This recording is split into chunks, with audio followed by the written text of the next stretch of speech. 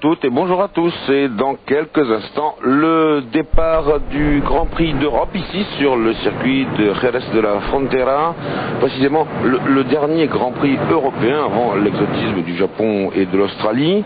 Un Grand Prix qui s'annonce extrêmement chaud au sens propre comme au sens figuré. Chaud parce qu'il fait très chaud ici à Jerez, et Jerez est un circuit épuisant, nous l'avons vu. Chaud parce qu'il y a l'enjeu du championnat du monde, et vous l'avez remarqué, Pierre Van Vliet en tout cas l'a fait pour vous, les deux prétendants au titre, Michael Schumacher et Damon Hill, sont installés l'un et l'autre sur la première ligne de la grille de départ. Le troisième larron dans cette affaire, ce n'est pas ici Hans-Harald Frentzen, c'est Nigel Mansell qui fait sa rentrée chez Williams-Renault, en principe pour aider Damon Hill. Donc, on peut le dire, et cela dans le jargon de la course automobile, ça va déménager. Et puis, comme si ce n'était pas suffisant, il y a deux surprises. L'excellente quatrième position de Frentzen, donc, comme nous l'avons dit, à l'extérieur de la deuxième ligne de la grille. Et puis, la mauvaise 16e position de Jean Alesi et de sa Ferrari, qui pourrait bien effectuer la remontée du siècle. Tout cela sur un circuit où on peut désormais dépasser un peu plus facilement, Alain Prost. Peut-être un peu plus facilement. Depuis 1990, il y a eu une modification sur le circuit. On a supprimé la chicane qui se trouve de l'autre côté du circuit, et donc une ligne droite beaucoup plus grande avec des vitesses quand même assez élevées. Juste avant, une épingle à cheveux à droite avec un freinage très très violent. Donc on peut penser que c'est un peu plus facile à dépasser qu'en 1990. Mais ça reste très très périlleux de toute façon. Le dernier vainqueur ici en 1990, c'était vous, mon cher Alain. Johnny Reeve, alors que la grille de départ s'ébranle pour le tour de mise en place, un tout petit point rapide sur le warm-up. Alors le warm-up ce matin a marqué un nouveau renversement de hiérarchie entre Damon Hill et Schumacher.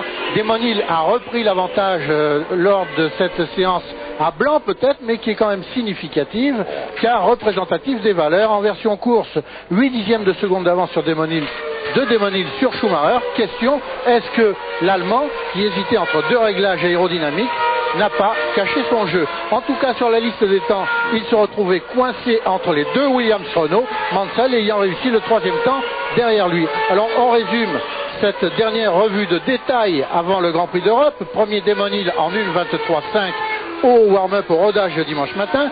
Deuxième Schumacher 1:24.4. Troisième Mansell 1:24.4 aussi. Quatrième Hakkinen 1:24.5. Cinquième Berger 1:24.5 également. Alors les Français, Alesi a fait ce matin le septième temps en 1:24.9. Il revient dans le groupe de tête, Alesi. Panis à l'huitième temps juste derrière lui en 1:25.1. Herbert sur la deuxième Ligier à la 16e position en 1:25.9. Et les deux autres Français, ils ne sont que 4 les Français au départ de ce Grand Prix d'Europe.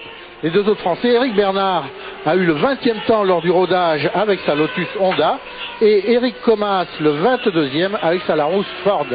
Alors les chiffres de ce Grand Prix d'Europe ici à Jerez, c'est la 562e épreuve du championnat du monde, dont c'est la 45e saison depuis sa création en 1950.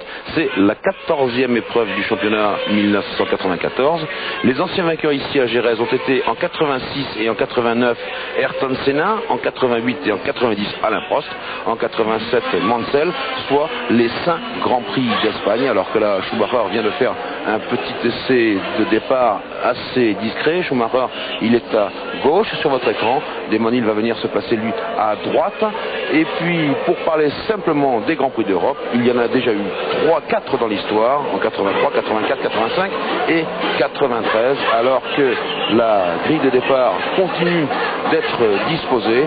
Là-bas, loin dans le fond, on va voir les dernières voitures venir se ranger. Pierre Van Vliet vous l'a dit, il y avait des problèmes sur la voiture de Brundle, mais finalement il a recouvré sa voiture de course. Dans quelques instants, le feu vert, la 14e épreuve, une épreuve décisive, même si le titre ne sera pas là au bout des peut-être 2 heures de course, eh bien quelqu'un aura fait un pas décisif, soit Schumacher à gauche, soit Damon Hill à droite. Le rouge est mis.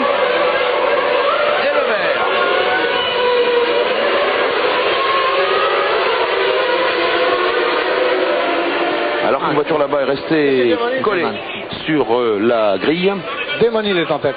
Demonil en tête alors que c'est déjà Berger qui est à l'attaque. Schumacher en deuxième position. Berger a dépassé Barrichello. Non, ce n'est pas encore fait, pas du tout, au contraire. Et Demonil qui prend tout de suite un petit peu d'avance, mais vous voyez que Schumacher est sur ses talons, bien entendu, il ne le laissera pas partir. Ici, c'est Jean Alesi qui tourne devant vous. Jean Alesi qui est parti loin en 16e position, vous le savez, on vient de vous le dire, alors que Demonil est déjà un petit peu en avance et que bientôt on va guetter le retour des voitures vers cette grille de départ. C'est la Larousse à moteur Ford qui est en panne et qui finalement démarre. C'est le japonais Noda. Et l'autre le japonais Katayama de Tirana. Katayama, bien, attention pour le Japon. Demonil toujours en tête à l'issue de ce premier tour, devant Michael Schumacher. Ici, le virage où Donnery s'était fait très très mal et qui a été donc inversé. Avant, ça tournait dans l'autre sens, c'était très rapide. Ici, on arrive vers... Mansell est très mal parti. Hein. Oui, aussi très mal parti. Sixième, je pense. Vers l'épingle. Et voilà, ils vont passer pour la première fois devant nous au bout du premier tour. Schumacher deuxième. Frentzen 3, Barrichello 4. Je pense que Berger 5. Mansell 6, Irvine 7, Herbert 8, très beau début de Herbert sur la Ligier Renault, Hakkinen 9, Morbidelli 10, 11, Blundell, 12, Brundle, 13, Alesi qui a donc regagné 3 places alors que le classement s'affiche sous vos yeux et que l'on voit les deux prétendants au titre, Alain qui s'échappe, pas de cadeau. Oui, tout à fait normal. De toute façon, la course va se dérouler, en tout cas pour la première place entre les deux. Ça paraît logique. Les prétendants au titre en fin de saison sont toujours normalement très très forts parce que très motivés, parce que très au fait de tout ce qui se passe au niveau de leur écurie et de leur voiture. Donc ils sont intrinsèquement plus et mieux préparés que les autres. Ce qui est surprenant, c'est que Schumacher avait l'air d'avoir fait un très très bon départ et on n'a pas très bien vu ce qui s'est passé. Peut-être un petit problème au changement de vitesse. On ne sait jamais, même avec des boîtes semi-automatiques, ça peut arriver. Mais en tout cas, Demonil qui d'habitude est toujours moins bien parti cette année que Schumacher, ou en tout cas la majorité des cas, et bien pour cette fois qui est peut-être même la plus importante, et bien se retrouve en tête. Et de ce qu'on a pu voir pendant tout le week-end, on sait que la performance des voitures et des pilotes est relativement proche. Et bien sur les 2-3 premiers tours, et bien on s'aperçoit, voilà, on revoit le départ. Schumacher part bien, Demonil aussi. Mansell patine énormément. Et bon, les deux voitures ont légèrement bougé, hein, Schumacher et Demonil sur la grille au feu rouge. Hein. J'espère qu'il n'y aura pas de problème, mais en tout cas, au moins l'avantage c'est que les deux ont bougé légèrement. Donc il ne faudrait pas qu'il y ait un problème ni pour l'un ni pour l'autre. On peut dire en tout cas que le départ a été tout à fait correct. Un œil d'aigle comme le vôtre a bien repéré cela alors que nous sommes à bord de la voiture de Michael Schumacher et que l'on sait déjà qu'il y a un premier abandon et c'est celui de Christian Fittipaldi sur son Arrows qui n'a pas bouclé le premier tour. Toujours à bord de la Benetton Ford de Michael Schumacher avec cette Williams Renault là-bas. On ne peut pas parler de course tactique, Alain, parce que Michael, il ne faut pas qu'il marque les 6 points de la deuxième place, mais bien les 10 points de la première place. Oui, de toute façon pour lui, c'est quand même lui qui est dans une position, je dirais, un peu plus difficile dans la mesure où ce circuit de Jerez, très sinueux, comme on le voit avec la caméra embarquée, est quand même normalement à l'avantage de sa voiture et donc de lui-même. Donc si il perdait des points ici, on peut penser qu'à Suzuka, notamment le prochain Grand Prix, ce serait vraiment à l'avantage de la Williams. Donc la tactique, elle se fait pour gagner la course, mais on ne peut pas parler de tactique pour marquer des points ou pour assurer en tout cas un résultat. Je pense que ce qui compte aussi bien pour l'un que pour l'autre, c'est la victoire et c'est donc les 10 points. Alors que les deux voitures ont bouclé le troisième tour et que ni Demonil ni Michael Schumacher en tête presque roue dans roue vous voyez, n'amuse pas le terrain. On sort au large sur les vibreurs. Sachez que les vibreurs maintenant ne sont plus de vrais vibreurs mais d'authentiques bordures, simplement signalées par des couleurs différenciées. Il n'y a plus de marche d'escalier, vous voyez ici, donc on peut les emprunter assez largement. Il ne faut pas bien sûr outrepasser la bordure car c'est l'herbe et c'est la sortie de piste pratiquement garantie. Un point sur le classement, toujours 3 Frentzen, 4 Barrichello, 5 Mansell, 6 Berger, 7 Irvine, 8 Herbert, 9 Hakkinen, 10 Morbidelli, allez-y 13 Panis, 14, j'ai oublié Brundle, 12 avec la McLaren Peugeot, Comas est 19e, Bernard est 21e pour faire un petit point sur le clan des Français. Et puis, eh bien, pour ce qui concerne l'écart, en tout cas, Damon Hill et Michael Schumacher sont pratiquement roue dans roue. Schumacher remonte un petit peu sur Damon Hill. La preuve, c'est que le meilleur tour de Damon Hill, c'est une 26-4, celui de Schumacher, une 25-8. Mais en revanche, les deux hommes sont en train de semer leur poursuivant. C'est-à-dire que Damon Hill, qui est parti beaucoup plus fort que Schumacher, a imposé au jeune Allemand d'attaquer à l'extrême avec sa Benetton. On voyait la Benetton souvent en travers dans les virages. Schumacher en venait souvent à contre-braquer pour contrôler des écarts de sa voiture. Et maintenant qu'il a pris le rythme de Damon Hill, il semble se rapprocher de nouveau de celui-ci. Il est vraisemblable que Damon Hill, connaissant les caractéristiques du circuit de Jerez, joue avec le fait qu'il occupe la première place. Il sait que Schumacher ne pourra pas l'attaquer. Alors que l'on voit un petit peu la remontée de Mansell, on est parti pour 69 tours de 4 km 428, ce qui fait 305 km, et que là on a un paquet de furieux ici dans les positions intermédiaires, mais ce qui nous intéresse c'est Hill et Schumacher en tête. Alors avant qu'il se passe quelque chose, on va à Paris et on se retrouve dans quelques instants. Jerez dans le 7e des 69 tours de ce Grand Prix, et ça chauffe non pas pour Hill, non pas pour Schumacher, mais dans ce groupe que vous voyez composé de Frentzen, Mansell, Barrichello, Berger, Irvine et plus loin Herbert. Ils sont roue dans roue. Déjà plusieurs tentatives de Mansell pour attaquer Frentzen. Il s'est un peu calmé là pour l'instant, Nigel, mais vous voyez que ça sort très au large. Un groupe extrêmement chaud, Alain. Oui, très chaud. On a vu un dépassement de Mansell sur Barrichello, très chaud. Dans la ligne droite d'ailleurs, il s'est déporté, mais très tard. Et à l'endroit d'ailleurs justement qui a été modifié, où la ligne droite est beaucoup plus grande, et c'est là de toute façon où apparemment les dépassements peuvent se faire. Mansell est beaucoup plus rapide que les autres voitures apparemment dans le virage qui conditionne cette ligne droite, mais partout ailleurs ça semble problématique. En tout cas les deux leaders du championnat devant taillent la route, c'est un écart déjà de 16-17 secondes entre le leader Hill et puis le troisième Frentzen. On peut penser que Nigel, qui ici commence à avoir du mal, il est souvent à l'extérieur, pourra retrouver normalement sa troisième place qu'il avait sur la grille de départ, mais il semble un peu moins bien que les tours précédents. En tout cas, les deux leaders vraiment ne semblent pas du tout inquiétés. Ce qu'on constate, Alain, c'est que quand même le rythme de Frentzen n'est pas aussi fort qu'on le croit, puisque vous voyez que derrière ça se regroupe tout doucement, ça resserre. Exactement, il y a beaucoup de voitures dans les 5-6 secondes, du 3e jusqu'au 9e, avec une très bonne performance de Herbert et Laligier qui suit le train et qui revient même un petit peu. C'est pas facile sur ce circuit, on le voit d'ailleurs dans ces images d'attaquer et de tenir le rythme en même temps, alors que les deux premiers ont la route parfaitement libre, aucune perturbation aérodynamique. Schumacher se tient un petit peu à l'écart, peut-être même volontairement pour l'instant. On peut imaginer que ça peut être volontaire. En tout cas, il n'y a certainement pas, comme on le disait au début du reportage, un gros écart de performance entre les voitures, entre les deux voitures de tête. Oui, absolument. Johnny, un petit point sur ceux qui remontent, ceux qui sont en train de faiblir derrière. Eh bien, la remontée la plus flagrante, c'est celle qu'effectue Nigel Mansell, puisqu'il occupe actuellement la 4e place. Il était 6e au premier tour, il a dépassé tour à tour Berger et puis Barrichello. Et tandis que derrière le groupe de chasse dont Herbert ferme la marche, eh bien, un autre groupe revient sur ce groupe-là, c'est celui qui est emmené par Mika Hakkinen sur la McLaren et qui comprend Morbidelli, Brundle sur l'autre McLaren Peugeot, ainsi que Jean Alesi. Jean Alesi est toujours à la poursuite de la place qu'il mériterait. Allez-y, 13e, Panis 14e, alors que le classement s'affiche sous vos yeux. et qu'on s'apprête encore et toujours à savourer quand même la course de Demoni. Il faut résister. Hop, Une McLaren. Une McLaren. Et c'est... Brundle, annonce le réalisateur de la télévision espagnole. Eh bien, dommage pour Brundle qui était en 12e position. Il a peut-être eu aussi un problème.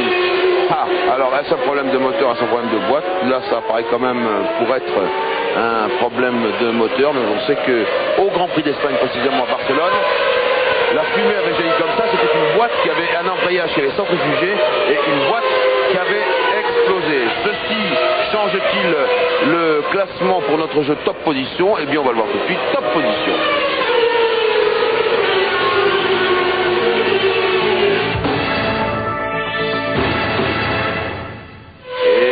Jouer, c'est facile, 36-15 code de TF1 et Demon et Schumacher qui ne se lâchent pas d'une semelle. Le rythme de Demon c'est 1,26 et 1 dixième pour ce qui concerne le 9e tour. Ici nous sommes dans le 10e tour. Schumacher c'est 1,25,9, c'est 2 dixièmes d'écart, c'est le même rythme. Oui, alors là c'est évident que apparemment les deux équipes ont planifié 2 arrêts pneumatiques. On pense en tout cas que ça devrait être comme ça. Est-ce que Schumacher est à l'attaque à 100% derrière Demon? Parce que on sait que de toute façon au début de course, même s'il était juste dans sa boîte de vitesse, il serait extrêmement difficile de dépasser sans prendre de gros risques. Est-ce qu'il va attendre le premier ravitaillement pour revenir vraiment dans son aileron et puis s'arrêter, peut-être anticiper un peu son arrêt pneumatique pour pouvoir, avec des pneus frais, repartir à l'attaque et le dépasser, comme on dit, dans les stands?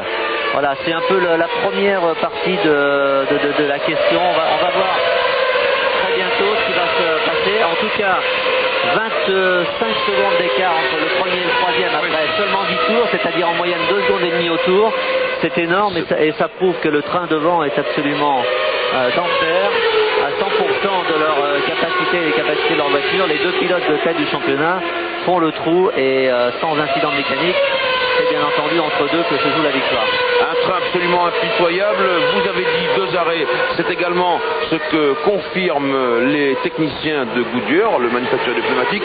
Pierre Van Vliet, vous êtes dans les stands, pas loin de McLaren, j'ai l'impression. Oui, Jean-Louis, vous voyez cette flèche orange? C'était pour Martin Brundle, évidemment, car on avait remarqué sur la télémétrie chez McLaren que la température montait un peu excessivement sur son moteur. Bon, il n'a pas pu voir cette flèche, vous l'avez vu, il s'est immobilisé. Une autre info, une bonne info, c'est que effectivement, si a priori tout le monde va s'arrêter 2 fois, Heinz-Harald Frentzen, avec la Sauber Mercedes, a prévu un seul arrêt pour changer le pneumatique. C'est important puisqu'il est actuellement en 3e position et chez Sauber, donc on tente un coup de poker stratégique avec un seul arrêt. Très intéressant ça, parce que Frentzen est à l'image justement menant ce peloton de la 3e place avec tous les furieux qui sont derrière et qui se retrouvent en train de klaxonner. Il y a Mansell, il y a Barrichello, il y a Berger, il y a Irvine, il y a Herbert et même maintenant il y a Hakkinen qui revient un petit peu et pourquoi pas Morbidelli. Alors que Mansell là tente une attaque mais elle serait ici suicidaire. Eh bien c'est intéressant. Frentzen avec un seul train de pneus. Johnny. Frentzen qui perd 2 à 3 secondes au tour sur les 2 leaders, ce qui finalement arrange un petit peu la course au titre, le duel qui oppose Damon Hill à Schumacher, puisque ces 2 garçons ont réussi à se dégager complètement du peloton et ils vont peut-être effectuer leur changement de roue et repartir sur leur position de premier et deuxième, tellement l'écart est important entre Hill et Schumacher et Frentzen qui mène le peloton, le long peloton qui s'impatiente derrière lui d'ailleurs. Et oui, Berger ici en fait partie. Berger il a devant lui Frentzen, Mansell et Barrichello. On les voit comme si on était avec eux. Et bien Frentzen, il n'a pas l'intention pour l'instant en tout cas de faiblir. Attention, c'était chaud, le freinage. Barrichello qui a essayé de se réinfiltrer. Et il y parvient. Et bien voilà ce que fait Barrichello. Il dit à Mansell, si tu ne vas pas chercher Frentzen, et bien moi je vais essayer à mon tour. Et pourquoi pas. Mais en tout cas les 2 hommes ont perdu du temps là. Oui, ils ont perdu du temps, on n'a pas très bien vu ce qui s'est passé au départ. Mais bon, Frentzen de toute façon bloque un petit peu tout ce groupe, c'est vrai. Il a vu au dernier Grand Prix qu'il avait planifié qu'un seul arrêt au Portugal. Et Et en fin de compte, tout le monde avait planifié 2. Et avant son abandon, il était 3e. Il aurait pu réussir une bonne performance.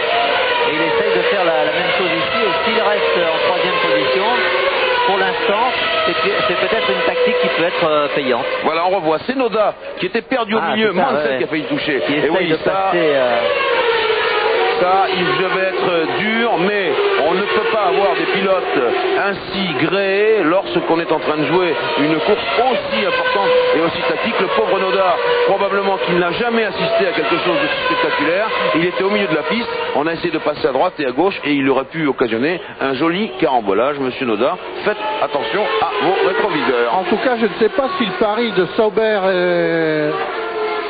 Voilà. Le pauvre Noda, voilà, oui, c'était Noda qui il a préféré s'arrêter, oui. Je ne sais pas si le pari de Sauber et Frentzen va bien marcher parce que Frentzen va de moins en moins vite. Là, il tourne actuellement en 1,29,5. Il n'a pas été trop gêné par Noda, contrairement à Barrichello et à Mansell derrière lui. Et puis, ses temps autour s'effondrent vraiment à vue d'œil.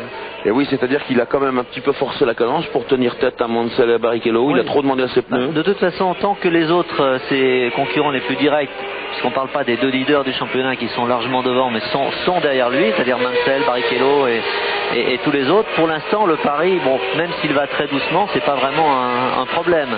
Mais c'est vrai que les pneus ont tendance à souffrir peut-être plus avec une charge d'essence plus élevée pour Frentzen, alors que les autres s'impatientent derrière, mais on voit la difficulté de dépasser sur un tel circuit, alors que Schumacher là est vraiment revenu derrière Damon. Donc c'est ce que je vous disais, et peut-être qu'il va attendre juste avant le ravitaillement pour pouvoir se rapprocher au maximum.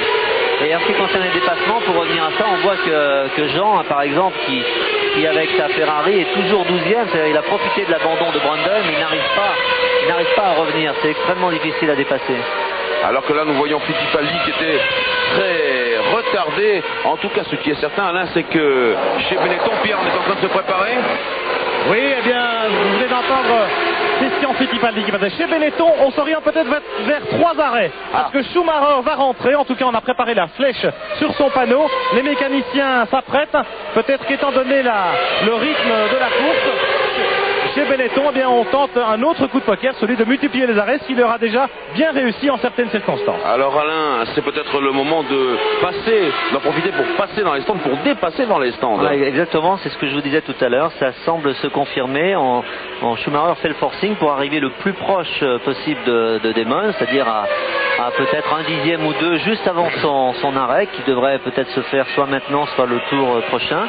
Et là, après, avec des pneus frais, faire le forcing et peut-être profiter de cet arrêt dans les stands pour le dépasser. Mais s'il fait 3 arrêts et que Damon n'en fait que 2, compte tenu de la performance de Damon et de sa voiture avec le moteur Renault, c'est pas évident que ce soit une tactique payante pour l'instant. En tout cas, attendons de voir. Mais la Williams me paraît quand même malgré tout très performante aujourd'hui. Alors que ces deux garçons, tels que vous les voyez ici, à 6/10 l'un de l'autre, sont à 37 secondes devant Frentzen. Alors ce qui est drôle quand même, c'est que voilà, 36 secondes 8 exactement, Frentzen, Barrichello, Mansell, Berger, Irvine, Herbert, Hakkinen, Morbidelli, j'irai même jusqu'à Blundell et Alesi et Panis sont dans ce wagon. Allez, t'arrêtes. Attention. Derrière Frentzen. Schumacher au stand, Pierre, c'est à vous. Oui, il arrive, on l'a vu tourner là-bas au fond dans la petite épingle à l'intérieur. Alors est-ce qu'ils vont perdre un minimum de temps chez Benetton? Évidemment, c'est le but d'essayer de dépasser Damon Hill en changeant plus vite de pneumatique. On ravitaille, l'essence coule, pas de difficulté, on a mis très peu de carburant, ce qui veut dire qu'on va peut-être s'orienter vers 3 arrêts en effet.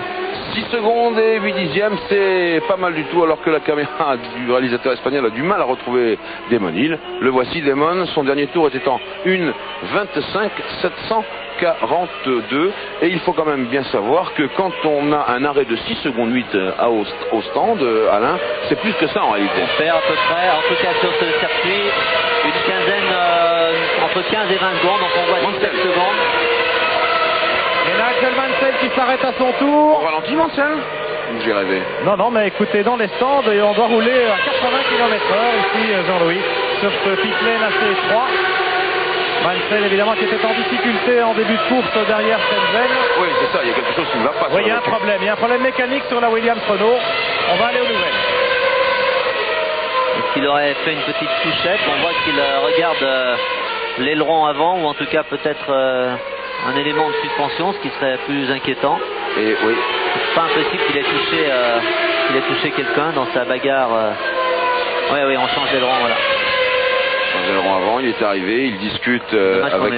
on n'a pas vu l'image.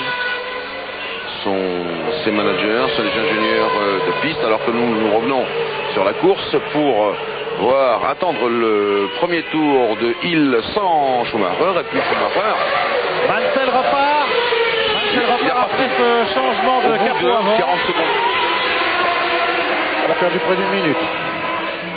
Il a perdu, Pierre, près d'une minute. Nous avons énormément de mal à nous entendre ici dans ce circuit qui résonne terriblement. Et sans doute une petite touchette avec Barrichello tout à l'heure pour Mansell. Ceci expliquerait cela. Ou peut-être derrière la roue de Noda, puisqu'on a vu que Noda s'était arrêté. Il y a peut-être l'aileron avant de la Williams Renault de Mansell qui a éperonné le pneu arrière de Noda, qui était fort mal placé au milieu. Et sur ces images, on voit que les deux Jordan sont très très bien placés dans le groupe de chasse, puisque Barrichello est 4e, et un arrêt au stand, c'est Blundell. Un abandon, c'est Verstappen. Verstappen qui effectue un tête à queue, qui se retrouve dans le bac à sable. Verstappen qui est sorti il se passe des choses. Qui a dégagé Manu Militari, il le voit là, Verstappen il a freiné un peu trop tôt. C'est en bagarre avec deux Césaris apparemment. A-t-il essayé de le freiner plus tard que d'habitude pour dépasser l'Italien? Ça va être intéressant de voir donc en combien tourne maintenant Schumacher avec des pneus frais par rapport à Damon Hill. Et si vous aviez vu la moue de Flavio Briatore et Tom Walkinshaw après l'incident Verstappen, moi je serais pas sûr du contrat 95 du pilote hollandais chez Benetton Renault. Oui, parce que là il y a le titre pilote, mais il y a le titre constructeur. Et là, autant l'arrêt de Mansell était aussi une mauvaise nouvelle pour le titre constructeur pour Williams et Renault. Et l'arrêt de Verstappen en est bien sûr une autre pour l'écurie Benetton. Alors Schumacher qui après son arrêt au stand a compté 19 secondes 88, autant dire 20 secondes de retard sur Damon Hill, a réduit déjà ce retard à 18,2. Il tourne en 1,25,0, ce qui constitue le meilleur tour en course depuis le départ. Pas étonnant puisqu'il a des pneus frais. Et donc il revient sur Hill. Maintenant reste à savoir si le fait que Hill apparemment doivent s'arrêter une fois de moins gagnera dans cette stratégie ou pas. Chez Williams Renault, on s'apprête à accueillir Damon Hill parce que les pneus sont déjà sortis des couvertures chauffantes. On attend le leader. Le classement. Alors là c'est pas une bonne nouvelle pour Damon Hill et Williams, parce que s'ils font autant d'arrêts que la Benetton, ça veut dire que Schumacher aura déjà fait au moins 2 tours en pneus frais. Et voilà Damon qui s'arrête, et on peut penser que Schumacher prendra la tête de la course après cet arrêt ravitaillement. Alors les 4 pneus sont changés rapidement, on met pas trop de carburant non plus comme pour la Benetton, et il repart. 8 secondes et 7 dixièmes pour Damon Hill. Schumacher en tête. Ce qui veut dire qu'on va faire 3 arrêts, mais l'important c'est que Schumacher soit en tête de la course, et ça c'est primordial, vous voulez dire, pour la tactique, oui, bien sûr. Alors pour l'instant c'est 1 Schumacher, 2 Hill, 3 Frentzen, 4 Barrichello, 5 Berger, 6 Irvine, 7 Herbert, 8 Hakkinen, 9 Alesi, 10 Panis, 11 De Cesaris, 12 Thomas, 13 Katayama, 14 Morbidelli, 15 Martini, 16 Zanardi, 17 Blundell, 18 Bernard, 19 Rabin, 20 Alboreto, 21 Mansell. Premier arrêt chez Ferrari pour Gerhard Berger qui repart. Berger et Herbert qui s'est arrêté également. Il repart sur les talons de Berger, Herbert. Là, semble indiquer qu'un peu partout, on s'apprête à 3 arrêts. Oui, chez Sauber, vous voyez que c'est Andrea De Cesaris et pas Frentzen qui s'est arrêté, puisque Frentzen, en principe, s'arrêtera une fois de moins. Schumacher, donc, en tête de ce Grand Prix d'Espagne, c'est là ce qui est extrêmement important. Il vient de nous dire Alain Prost, et oui, et voilà maintenant Damon Hill derrière. On va chronométrer cela exactement dès leur prochain passage. Top. c'est une règle hein, dans les arrêts pneumatiques. Celui qui s'arrête avant, c'est-à-dire au moins un tour avant, donc là en l'occurrence c'était au moins deux, presque trois, eh bien il a toujours l'avantage, s'il n'est pas gêné bien entendu par le trafic, c'est qu'en pneus frais, en pneus neufs, eh bien il va plus vite et pendant les tours qu'il fait avec des pneus neufs, eh bien il reprend un petit avantage. Donc si Damon Hill et l'écurie Williams-Renault eh bien veulent reprendre l'avantage, apparemment c'est en opérant peut-être de la même manière pour le deuxième arrêt pneu, arrêt ravitaillement, en considérant que Damon va peut-être revenir dans les roues de Schumacher. C'est ce qu'on peut penser, en tout cas on peut espérer. Alors que nous avons vu l'écart entre Schumacher et Hill, il est maintenant de 4 secondes et 8 dixièmes. Et que derrière, Frentzen, Barrichello, Irvine, eux sont dans les 30 et quelques secondes. Et que Alesi et Panis s'occupent maintenant, il fait produire tous ces arrêts devant eux, ils occupent Alesi et Panis les 7e et 8e places. Alesi ayant creusé un léger écart sur Olivier. Alesi qui colle toujours au peloton de chasse, qui est agglutiné derrière Frentzen et qui comporte actuellement Barrichello, Irvine, Hakkinen et Alesi lui-même. Alors là, je suis obligé de constater que vous avez une nouvelle fois raison parce que la course n'est plus la même après le ravitaillement. Non, de toute façon, vous connaissez mon point de vue sur les ravitaillements en essence. Bon, les arrêts pneus, on les connaît depuis très longtemps. Mais sur les ravitaillements font que aussi, bien, on augmente cette chance justement de ne pas s'attaquer sur la piste et de s'opérer uniquement d'une manière tactique pour dépasser, pour doubler, ce qui est bien d'un certain côté. La course automobile a une part de tactique, mais il ne faut pas qu'elle soit prépondérante. Et c'est dommage de jouer un peu le championnat uniquement sur la tactique. Si Williams-Renault avait su le moment exact du ravitaillement de Schumacher, je dis bien Williams-Renault, n'aurait-il pas été plus judicieux justement de s'arrêter un peu avant? De s'arrêter, oui, un petit peu avant. Peut-être, mais vous savez, ou en même temps. C'est toujours très difficile. Apparemment, tout le monde voulait faire 2 arrêts. On a plutôt tendance à en faire 3. Est-ce que l'arrêt de Damon Hill a été prévu uniquement parce que Schumacher s'est arrêté plus tôt, ou est-ce que c'était prévu comme ça au dernier moment? Bon, il me semblait que la règle étant de ne pas planifier vraiment à 100% un arrêt et attendre un peu comment se passait la course. Donc ça peut encore nous réserver des surprises. L'important, c'est maintenant de voir si Damon Hill avec la Williams-Renault au niveau performance pure, en tout cas, peut revenir sur Schumacher. Ça, c'est quand même aussi la clé de la course, en même temps que les arrêts pneus, les arrêts essence. Parce que tout à l'heure, Schumacher semblait quand même un peu à l'aise derrière la Williams-Renault au début de course. Il semblait qu'il attendait son heure. Mais les performances ont l'air proches, donc il faut voir et attendre encore un peu. Alors que Jean Alesi s'est arrêté, et Johnny, vous nous donnez le résultat? Son arrêt a duré 7 secondes et demie. Et Jean a glissé de la 7e à la 11e place du fait de cet arrêt. On peut signaler que Berger et Herbert, qui étaient dans le groupe de tête aussi, occupent maintenant les 9e et 10e places après leurs propres arrêts. Et que Mansell est 20e, il a un tour de retard après l'intervention mécanique de ses mécaniciens. Cela dans le 22e des 69 tours de la course. Et que ici, nous avons à l'image le jeune Frentzen et sa Sauber Mercedes. Donc c'est en principe l'antépénultième course avec ce moteur Mercedes Ilmor, puisque vous le savez, en tout cas il se murmure de plus en plus que Mercedes et Sauber se sépareront à la fin de cette saison et que Mercedes ira chez Peugeot. Nous, pour l'instant, on va aller à Paris et on se retrouve après ça. Retour à Jerez dans le 24e tour des 69 que comporte ce Grand Prix d'Europe. Ici, alors que les résultats du chronomètre montrent que Michael Schumacher, aussi sûrement qu'inéluctablement, alors que là, ça se bagarre encore ferme entre Frentzen et Irvine, les résultats du chronomètre montrent que Schumacher s'échappe tout doucement, mais sûrement. S'échappe tout doucement, j'espère que... Oui. Voilà. Il s'échappe tout doucement. J'espère que Damon n'a pas pris un coup au moral, ce qui n'est pas complètement impossible quand on se bat à ce niveau de pression et de tension. Le fait de voir Schumacher prendre le leadership de la course uniquement par le secement des arrêts au stand, j'espère qu'il n'a pas pris un coup au moral et que Schumacher, lui, au contraire, gonflé à bloc, et bien repart repart de plus belle. En tout cas, 6 secondes et demie d'écart, alors qu'il y avait à peu près 4 secondes 8 quand ils se sont arrêtés pour changer les pneus. Ce qui veut dire que sur le plan performance, eh bien, Schumacher est un peu devant Demesnil en ce moment.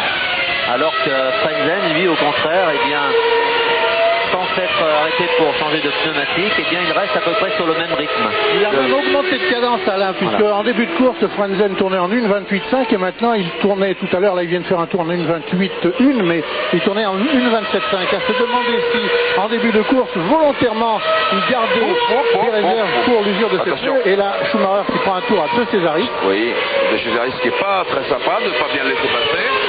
Mais bon, continuez Johnny. Et donc Frentzen qui a peut-être économisé volontairement ses pneus en retenant volontairement ses adversaires direct en début de course pour épargner ses pneus et faire le parcours qu'il devait effectuer plus long que ceux qui changent plus de fois que lui de pneus. En tout cas, ce que l'on constate aussi, c'est que les deux hommes maintenant sont seuls, puisque Verstappen, l'équipier de Schumacher, a abandonné, et que Mansell, l'équipier de Hill, eh bien lui, il est en 18e position, et on peut dire, Alain, qu'il ne remplit pas quand même tout à fait le contrat qu'on lui demandait. Ah, c'est sûr que pour l'écurie Williams-Renault, c'était très important en tout cas que Nigel non seulement aide Damon sur le plan pilote, mais c'était relativement difficile en tout cas d'aider vraiment Damon sur le plan pilote dans la mesure où en arrivant comme ça tout frais de la Formule Indy, c'était pas non plus évident d'être devant, en tout cas en performance pure, mais sur le plan constructeur aussi c'était important qu'il marque des points. On peut penser qu'on ne sait jamais ce qui peut se passer dans la mesure où il est 18e à un tour, mais il est qu'à peu près à une trentaine, quarantaine de secondes des points, c'est-à-dire il peut toujours marquer un point, mais ce sera très très difficile. Alors qu'on revoit ici le dépassement un peu tangent. Oui Pierre, on revoit, avant de nous céder la parole, au ralenti, les problèmes entre Schumacher et De Cesaris. Pierre, c'est à vous.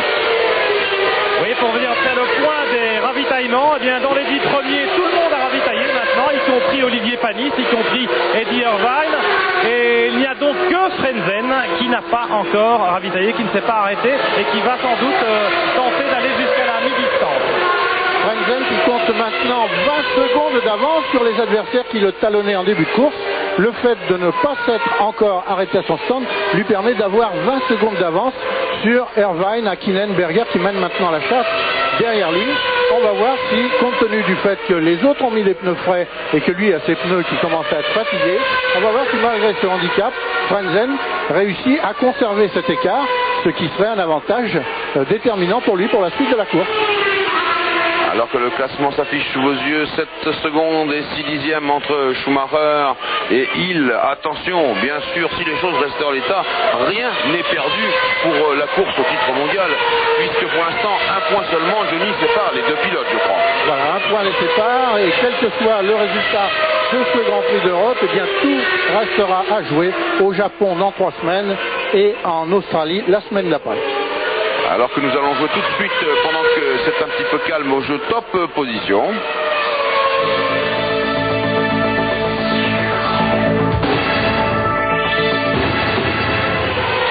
Avec, pour jouer le Minitel 3615 code TF1.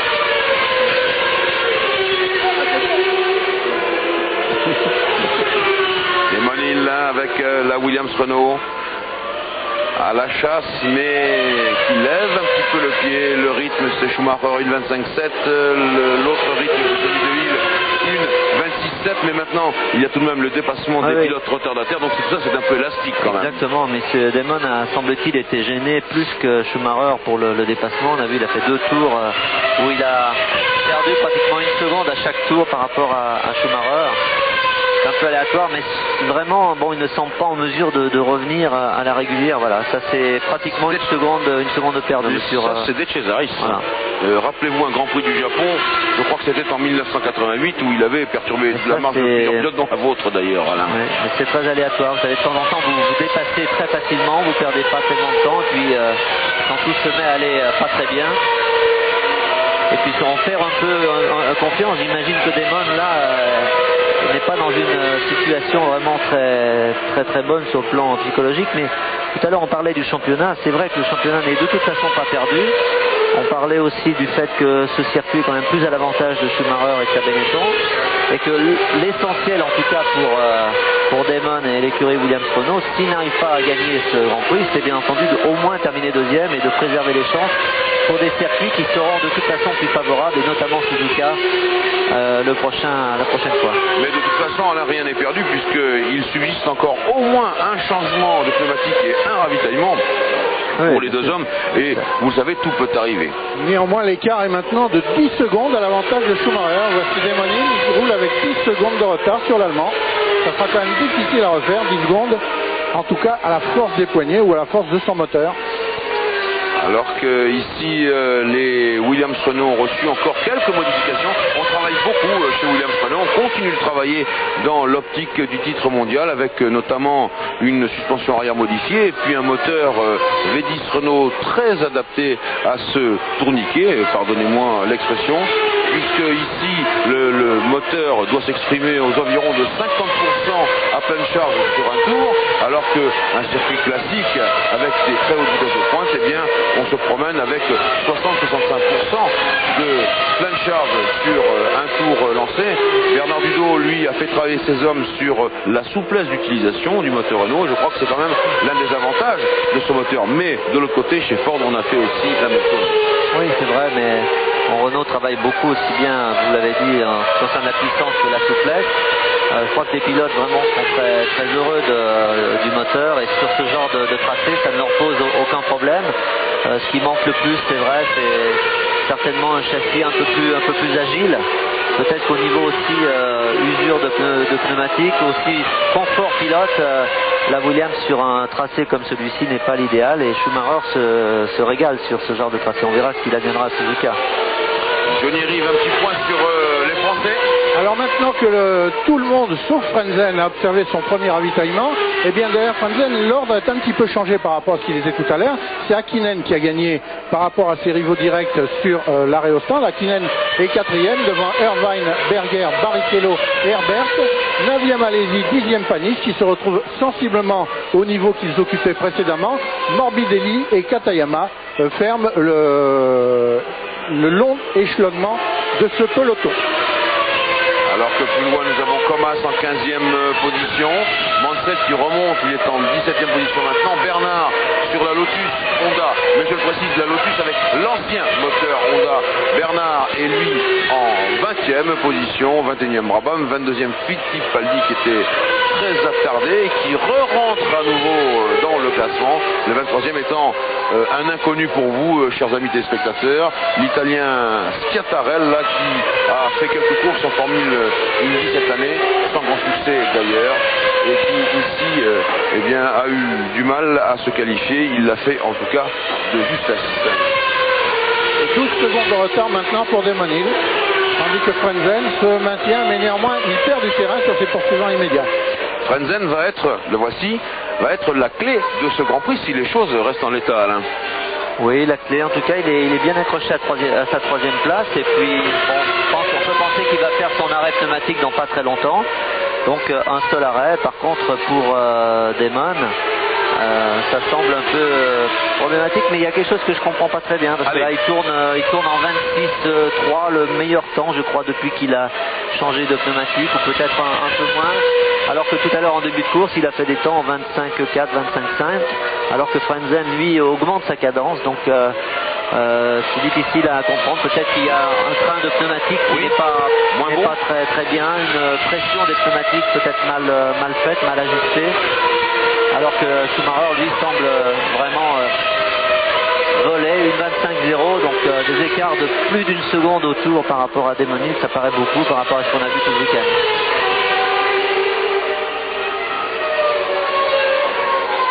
Frentzen toujours, alors que Schumacher s'apprête à dépasser Yukio Katayama. Katayama qui occupe la 12e place, malgré son départ complètement raté. Il est maintenant 12e Katayama. C'est ce que nous disent ce genre de circuit extrêmement tortueux. Oui, il vaut mieux passer de cette façon. C'est-à-dire qu'on peut penser que Hill et Schumacher, ou plutôt Schumacher et Hill pour dire le bon ordre du classement, eh bien vont être les seuls à terminer dans le même tour, parce que, en tout cas, peu avant la mi-course, nous sommes dans le 32e tour, le Grand construit en comporte 69, eh bien, il y a déjà 13 voitures qui ont été dépassées avec un tour de retard maintenant. Pierre Van Vliet. Oui, Jean-Louis, alors qu'on approche le cap de la mi-course, vous l'avez dit, on se prépare chez Sauber à accueillir Heinz Harald Frentzen pour la première fois. Et chez Benetton, on est déjà prêt à changer les pneus de Michael Schumacher pour une deuxième fois. C'est vous dire si beaucoup d'activités, beaucoup d'animations nous attendent ici dans les stands. Ça s'anime chez Benetton, c'est vrai. Je me posais la question de savoir si, apparemment Benetton va faire donc 3 arrêts. Je me posais la question de savoir si Damon Hill pourrait faire que 2 arrêts. Ça, ce serait une explication au fait qu'il tourne quand même beaucoup moins vite que Schumacher. Donc on aurait mis peut-être un peu plus d'essence et c'est pas impossible. Comment aurait-on réglé les voitures, Alain, pour ce faire? Là, malheureusement, c'est plus la pression des pneumatiques qu'il faut très bien ajuster. Le réglage des voitures, vous savez, depuis qu'il y a eu l'abolition des suspensions actives, ne se fait plus de l'intérieur. Donc le réglage est fait une bonne fois pour toutes. Damon était très content du comportement de sa voiture ce matin. C'est pour ça que cet écart quand même assez conséquent avec ce deuxième train de pneumatique me fait un peu douter. Attention, ça se précise du côté de l'équipe Benetton Ford, alors que là, Schumacher prend un Xème tour à Schiattarella qui remplace Jean-Marc Goulon sur la Civic, qui ne le remplace pas d'ailleurs avantageusement. On suit toujours Schumacher en tête de ce Grand Prix. Va-t-il rentrer dans les stands pour son deuxième arrêt ravitaillement? En tout cas, cela paraît imminent. Toujours dans les stands, on est prêt, le virage qu'on peut appeler le virage Donnelly, ensuite le grand droite derrière. Ils sont prêts, voilà. C'était prêt. Tout est prêt chez Benetton, les mécaniciens se préparent, se concentrent. Alors comme il faut 20 secondes à peu près, les pilotes perdent 20 secondes compte tenu de la décélération, de la réaccélération et de l'arrêt lui-même, Damon Hill va sans doute récupérer, au moins momentanément, la première place. Pas de problème à signaler.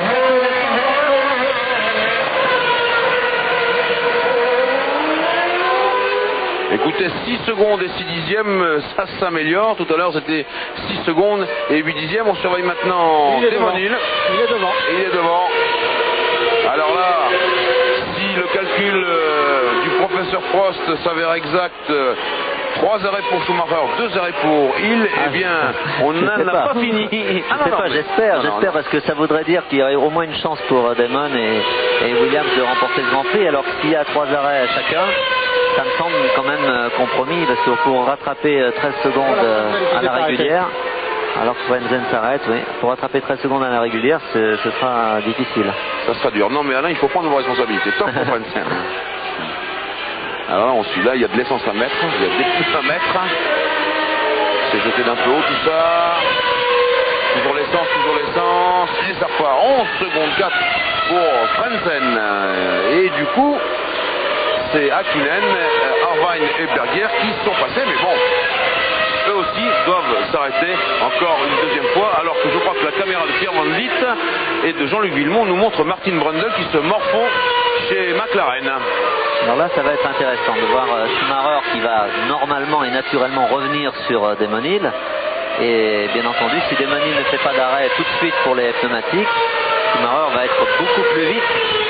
Est-ce qu'il va prendre des risques pour le dépasser? Alors que s'il reste derrière lui, au risque de perdre bien entendu du temps, après il resterait un arrêt pour les deux voitures et il se retrouverait non pas à égalité mais quand même avec une situation plus confortable pour Damon. Eh bien on suit ça. Très compliqué, faut être presque ingénieur. Oui, mais ils ont confiance.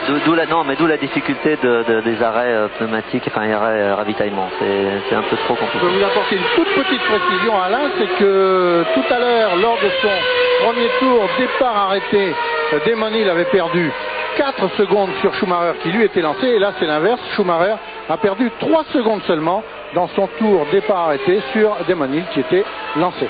Il n'est pas très loin Damon Hill, on a vu l'image fugitivement, Damon Hill passé et Schumacher pas loin. Oui Pierre. Oui Jean-Luc, pour vous dire que chez Williams Renault, quand on pose la question 2 ou 3 arrêts, on n'y répond pas. Bernard Dudot m'a fait signe que soi-disant il n'avait pas compris ma question, mais il avait un large sourire quand même qui s'affichait. Et je pense qu'on s'oriente seulement vers 2 arrêts chez Williams Renault pour Démonil, ce qui relance évidemment l'intérêt de la fin de course. Pierre, dites à Bernard Dudot que vous venez de la prendre à la Prost. Non, Damon s'arrête. Hein, attention. Oui, c'est juste. Damon s'arrête. Oui, ils sont prêts chez voilà. Williams. Ils sont prêts à accueillir le pilote anglais, mais ce serait peut-être son dernier arrêt. On va voir s'il dure un peu plus longtemps que d'habitude. Oui. Ça veut dire qu'on met davantage d'essence et cela signifierait éventuellement que chez Williams Renault, eh bien, on tente le coup. C'est cela, Pierre, c'est cela. Tout à fait. 9 secondes 0, on a changé de pneu. Attention, la sortie des stands qui est très tangente, elle me fait peur. Cette sortie des stands, elle est en pleine prise de trajectoire. J'espère que ce sera ça, mais c'est un peu la tactique dont on parlait au début. Je pense que l'écurie Williams a pris une option de voir un peu comment se passait le déroulement de la course avant de prendre une décision définitive. Le fait qu'ils ont vu certainement, ils ont regardé que Frentzen ne s'arrêtant qu'une fois, voyant que ses temps n'évoluaient pas tellement, au contraire même allaient plutôt en s'améliorant pendant la première partie de la course, eh bien ça leur fait penser que justement les pneus ne se dégradent pas tellement et que ça vaut peut-être le coup de prendre le risque de ne s'arrêter que 2 fois au lieu de 3 pour Schumacher certainement. Le classement tête, Schumacher redevenu premier à la place de Démonil, il est deuxième, Hakkinen avec sa McLaren Peugeot est troisième, Irvine 4, Berger 5, Barrichello 6, Frentzen 7, Herbert 8, Panis 9, Alesi 10, 11e Katayama, 12 Morbidelli, 13 Blundell, 14 De Cesaris, 15 Mansell, 16 Thomas, 17 Martini, 18 Zanardi, 19 Alboreto, 20 Bernard, ça n'a pas changé, 21 Brabham, 22 Fittipaldi, 23 Scattarella. Alors toujours 13 secondes 9 d'écart, c'est beaucoup quand même. Hein. On est chez Démonil. Alors on est chez Démonil, j'espère qu'il va pouvoir dépasser, car là aussi c'est la clé du gain ou de perte de temps, bien entendu. Derrière un retardataire, c'est facilement 1 ou 2 secondes autour. C'est deux Cesaris. Encore une fois, c'est pas le plus facile. Voilà, il ferme la porte. Oui. C'est une demi-seconde. Bon, il est gentil, Andrea, c'est sûr, c'est un vieux briscard, mais tout de même. C'est pas dur pour Damon, hein. 19 secondes. Beaucoup. Oui, c'est beaucoup parce que, regardez, il faut perdre encore plus de temps. On sait qu'un arrêt fait à peu près perdre 17-18 secondes. On est difficile. À l'improst, on est dans la fourchette là. On peut espérer mieux. On est juste, mais il ne faut pas que ça dure plus longtemps que ça. Or, les Cesaris, c'est bien. Il faut le comprendre aussi. Il joue sa carte. Et là, Damon embarque pas mal d'essence. Oui. Hein. C'est-à-dire qu'il n'y a pas loin de, je sais pas, on peut imaginer 90 litres peut-être en réservoir. Donc c'est pas mal d'essence. La voiture est un peu moins. Voilà. Alors que ça a failli toucher aussi, et puis que les pneus, ma foi, eh bien, ont été endommagés un petit peu. Chaque blocage, c'est pas bon. Un tour complet derrière De Cesaris pratiquement. Et ce n'est pas fini, Alain. Attention, il faut pouvoir mieux sortir de l'épingle, que lui mieux accélérer. Voilà cette épingle qui se négocie en deuxième. Il y arrive, voilà, bravo. Et allez, ça repart. 3e, 4e, 5e, 6e. Il a perdu 4 secondes. Bien sûr, ici, on négocie en deuxième. Un coup de 3e rapide ici. Et puis à nouveau la 2e. C'est un circuit vraiment qui est épuisant. C'est presque Monaco, c'est Budapest. Et puis 3e, 4e, 5e. Un petit bout droit bientôt ici pour souffler. 6e, une grande courbe ensuite. Et on attaque. Alors que Démonil va bientôt prendre un tour à oui, c'est ce que je voyais. On attaque un bout droit en 6e. Et puis on revient à nouveau dans les tourniquets. 5e, 3e, 4e, 2e. Bon, très épuisant. C'est épuisant. C'est un circuit très fatigant et c'est surtout un circuit où il est difficile de tenir un rythme constant tout le temps parce qu'il y a on double beaucoup de voitures, il y a beaucoup de poussière en dehors de la trajectoire. L'adhérence change pratiquement continuellement d'un tour à l'autre. C'est vraiment une concentration très, très dure. Peut-être pas aussi dure que Monaco quand même, mais c'est pas facile parce que ça va quand même plus vite qu'à Monaco. Hein. Il y a une partie très rapide, vous l'avez dit, beaucoup en 4e, 5e. Ce qui est vite. C'est très vite, c'est plus de 200 km/h, 220 km/h. Demonil toujours en deuxième position à 24 secondes de Schumacher et qui revient, vous l'avez dit, sur Nigel Mansell en 14e position. Quand il sera prêt à le dépasser, eh bien nous serons revenus de Paris. À vous. Jerez pour ce Grand Prix d'Europe dans le 40e tour d'une course qui en comporte 69, alors que sur la piste ça se bagarre sérieusement et que je crois, Pierre Van Vliet, vous n'êtes pas loin de Martin Brundle dans le stand de l'écurie McLaren Peugeot. Absolument, avec Martin Brundle qui est au micro de notre confrère américain de ESPN pour l'instant. On attend quelques secondes avant de vous le proposer. Eh bien, dès que vous l'avez l'interviewé, et là nous suivons Frentzen qui est aux prises avec les Ligier Renault. Johnny, un point sur le classement rapide. Frentzen donc à l'image qui occupe la 7e position. Il précède actuellement de très peu Johnny Herbert sur la mieux placée des Ligier, lequel est suivi par Olivier Panis. Olivier Panis qui a pris l'avantage sur Jean Alesi. Tout à l'heure, l'ordre entre les deux Français, 9e et 10e de ce Grand Prix d'Europe, était Alesi 9e, Panis 10e. C'est maintenant l'inverse. Et les 4 voitures roulent en formation très serrée. Alors que avec oui, Martin Pierre. Brundle, un petit mot rapide. Martin, what happened to you in the beginning of the... Well, we lost my race car Martin, on qu'est-ce the qui vous grid est with a arrivé? small water leak, J'ai vu maybe que you know. les cadrans, la température montait de plus en plus et malheureusement,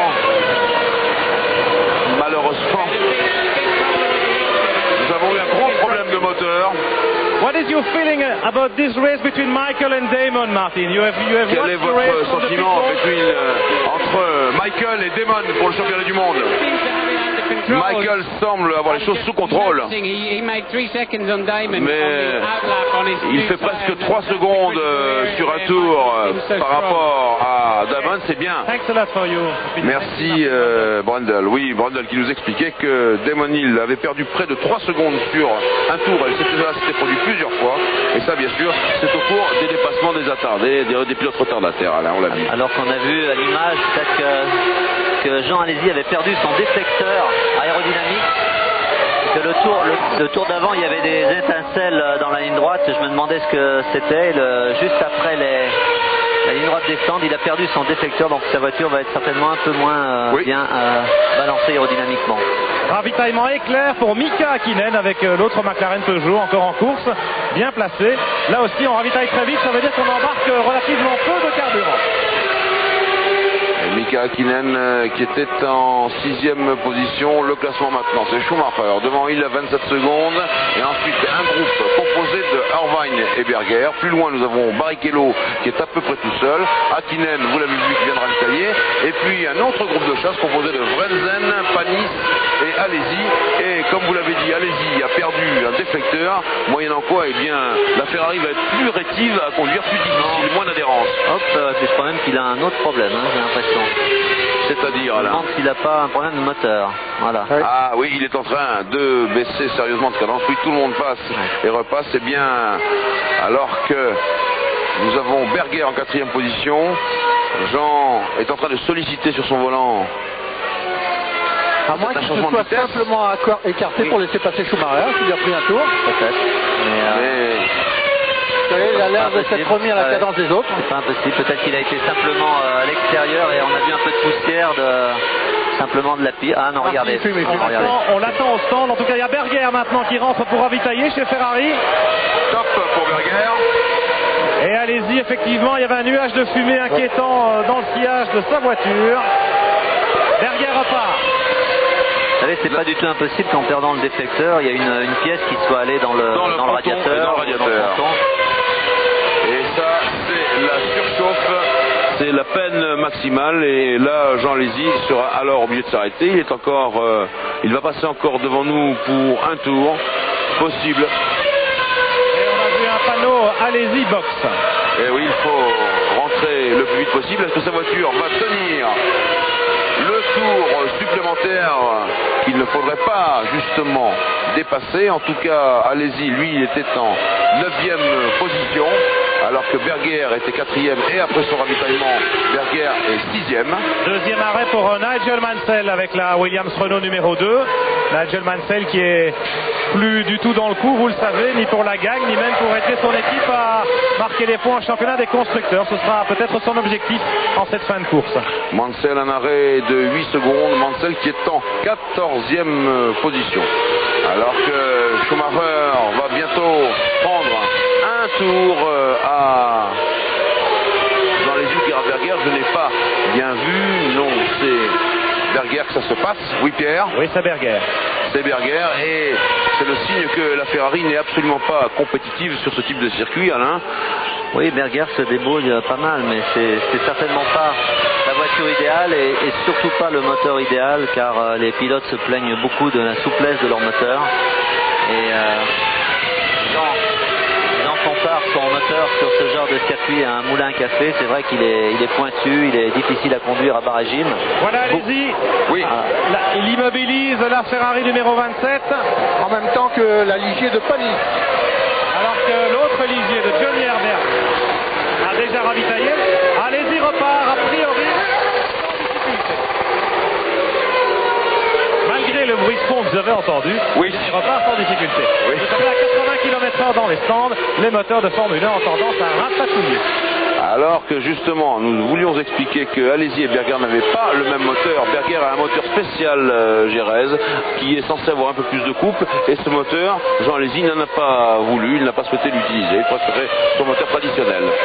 Oui, certainement. En théorie, si le moteur a plus de couple, mais je ne sais pas du tout si c'est vrai, Jean-Louis. En tout cas, de toute façon, le moteur Ferrari n'est pas un moteur très souple. Surtout leur version, je dirais 94, qui est un moteur très puissant par contre.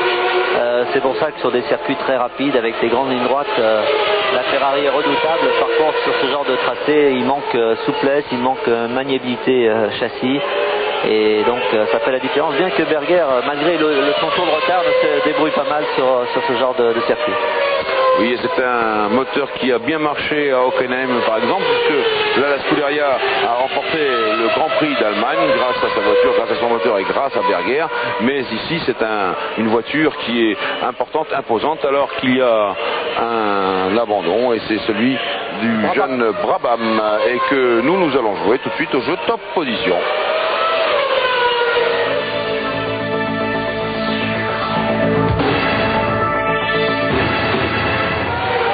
Et c'est facile, 36-15, code TF1, c'est le moment d'en profiter.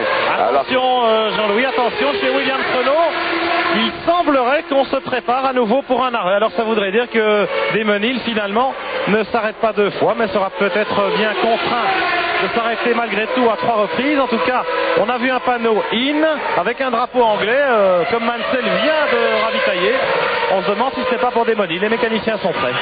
Eh bien, ce disant, Pierre, Alain Prost a fait une drôle de moue. Ça lui plaît pas du tout cet arrêt de Desmonil. Ben oui, parce que ça voudrait dire que ses chances sont maintenant à la régulière complètement perdues, bien qu'elles étaient de toute façon largement amoindries.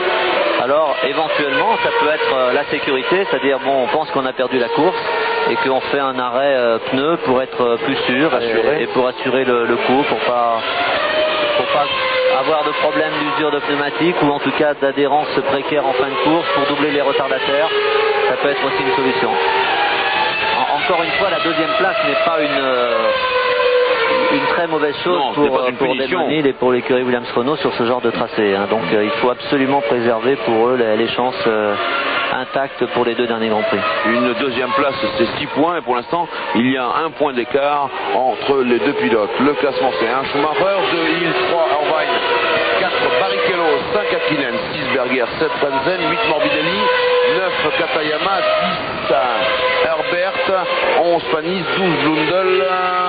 Ensuite, il y a Mansell, Martini, Alboreto, Zanardi, Bernard, Fittipaldi et c'est tout. Il y a 19 voitures classées, les autres ayant abandonné. Le dernier à avoir abandonné étant le jeune David Brabham. Et le cap des 30 secondes d'écart entre Schumacher et Desmonil vient d'être franchi. 31 secondes 9 d'avance pour Schumacher. Alors fausse alerte, c'est Mansell qui s'arrête chez Williams. Nouvel arrêt arrêt, donc peut-être des petits problèmes en ce qui le concerne. Et donc Damon Hill continue. C'était bien le panneau de Mansell qui signifiait Hill. Écoutez, Mansell, on ne peut pas dire qu'il part le couteau entre les dents, là, parce qu'il prend le temps d'abaisser sa visière, il prend le temps de passer la première, de démarrer tranquillement. Bon, eh bien, Mansell, pour l'instant, il est 15e, et on ne peut pas dire qu'il soit d'un grand secours pour Damon Hill. On pourrait donner des nouvelles de Jean Alési sur lequel on a eu à propos duquel on a eu des doutes tout à l'heure. Jean Alési a repris la course après son ravitaillement. Il est toujours derrière Panis, il a 4 secondes de retard, mais en tout cas, sa Ferrari a l'air de tenir le coup. La fumée qu'on a pu voir, pour l'instant, n'a aucune conséquence dramatique pour Jean. Peut-être que c'est difficile d'imaginer une fumée sur une voiture de course sans incidence, mais sait-on jamais. Peut-être que c'est une petite fuite d'eau et on peut pas dire qu'elle s'est stabilisée comme ça par miracle. J'espère qu'il pourra aller au bout.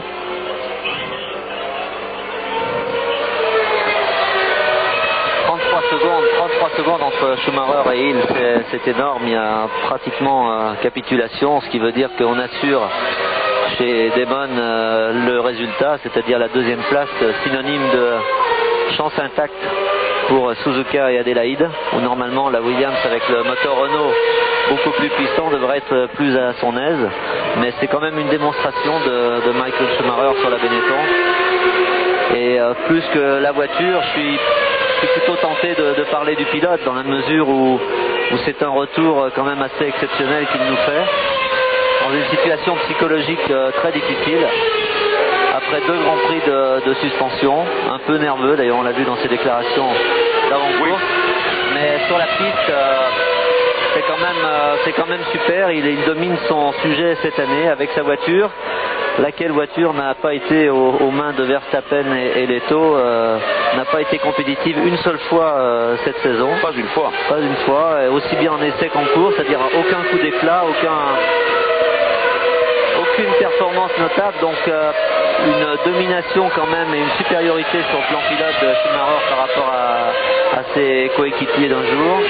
Et là, par rapport à ses rivaux, je trouve que c'est assez fabuleux, et s'il gagnait cette course et le championnat, de toute façon ce serait mérité, mais en tout cas c'est pas fini pour Damon et pour Williams Renault.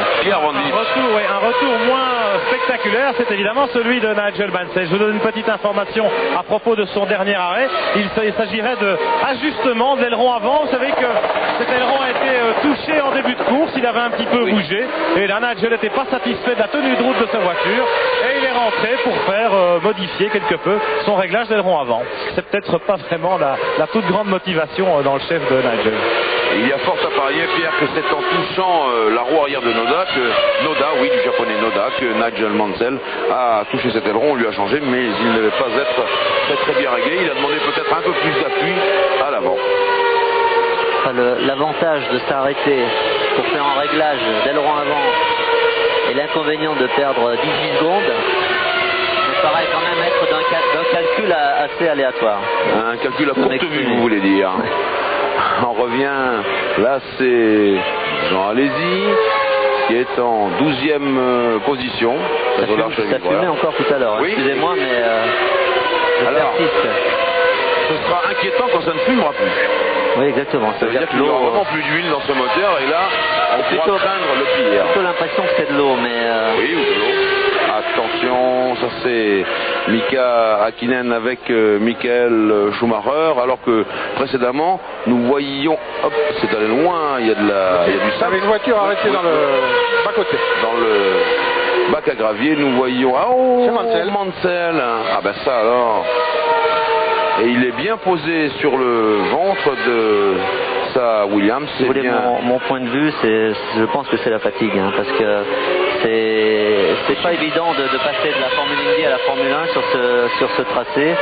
Et c'était un doute personnellement que j'avais, c'est non pas sur les capacités à faire un temps aux essais, mais surtout à tenir le coup physiquement. Ça doit pas être évident pour Nigel. C'est un pari quand même très osé.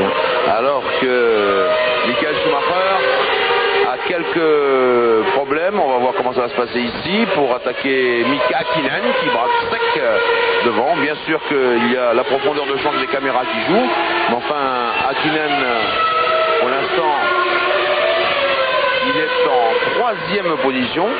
C'est dire troisième parce que Irvine vient de s'arrêter à son stand. C'est dire la cavalcade en tête de Schumacher et dans une moindre mesure de Damon Hill, alors qu'on essaie ici de dégager la voiture de Mansell. Un détail, voilà comment il est sorti. Mansell trop au large au livreur et il y va directement. Alors, quand même Alain, un autre détail qui nous a fait ce matin, qui nous a alerté, c'est que ici Mansell a refusé d'avoir, je dis bien refusé d'avoir l'assistance de direction. Alors c'est à plus rien y comprendre. La Williams Renault a une direction assistée, et bien ici il ne l'a pas voulu, c'est ce que nous ont dit les techniciens. Ouais, je ne sais pas pourquoi, parce que ça c'est des questions vraiment purement feeling pilote. Oui. Ça c'est ce qu'il préfère, c'est peut-être pour une question d'habitude, il n'a certainement pas l'habitude de conduire ça, donc peut-être qu'il préférait sur le plan confort personnel. Très curieux tout de même qu'il n'arrive pas à se satisfaire d'une Formule 1 alors que la Formule Indy c'est une voiture beaucoup plus lourde et que récemment il a piloté à Laguna Seca. Oui, c'est une voiture lourde. Attention, il y a une grosse différence entre une voiture lourde sur le plan du poids de la voiture et une voiture lourde sur le plan de la conduite, c'est-à-dire la lourdeur au volant. C'est chaud parce que le problème d'Hakkinen en réalité c'est qu'il braque très tard et il braque très brutalement. Il surprend toujours. On pense toujours qu'il vous laisse passer, mais pas le cas. Oui, la lourdeur de la voiture, vous l'avez surtout par l'appui, par la charge aérodynamique. Oui. Une Formule 1 est beaucoup plus chargée aérodynamiquement qu'une voiture d'Indy. Donc la voiture d'Indy est peut-être beaucoup plus lourde en termes de kilos, mais en termes de charge aérodynamique, ça n'a rien à voir, beaucoup plus légère, beaucoup plus facile donc à conduire. Est-ce que Schumacher va rentrer au stand de Benetton, Pierre Van Vliet? Évidemment, il n'arrive pas à passer Hakkinen sur la piste. Alors chez Benetton, de toute façon, ils avaient prévu un 3e arrêt et ils le programment maintenant. Voilà, ils sont prêts, les pneus sont sortis de leur couverture chauffante, les mécaniciens se préparent, ils s'équipent avec les petites lunettes de protection anti-feu. Chez Benetton, vous savez qu'on est très très prudent puisque c'est dans cette équipe qu'on a vécu le seul ravitaillement vraiment difficile cette année avec le terrible incendie à la voiture de Verstappen au Grand Prix d'Allemagne à Hockenheim. Alors que l'on suit toujours cette bagarre avec ce Mika Hakkinen qui ne veut pas céder. Et vous l'avez dit Alain, le danger c'est qu'il braque toujours au dernier moment. Voilà, attention Pierre, c'est à vous. Eh bien oui, c'est à nous, c'est à eux surtout, les mécaniciens d'équipe Benetton. Alors on est pour ou contre les ravitaillements, mais les mécaniciens ont beaucoup de responsabilités sur les épaules aussi parce qu'il faut que cette opération ne coûte rien au leader du Grand Prix, au leader du championnat du monde. Et on a plutôt tendance à être prudent et à ne pas trop précipiter les mouvements dans ce dernier arrêt dans la mesure où on sait que Schumacher sur la piste a course gagnée. 7 secondes et 7 dixièmes, ça a été le plus long, mais bien sûr, il fallait l'assurer celui-là. C'est le ravitaillement de l'ultime chance et Schumacher, pour l'instant, a conservé la tête de ce Grand Prix d'Europe ici à Jerez de la Frontera, alors que nous sommes dans le 53e des 69 tours de ce Grand Prix. Et que l'écart entre lui et Damon Hill est tombé à un peu plus de 16 secondes.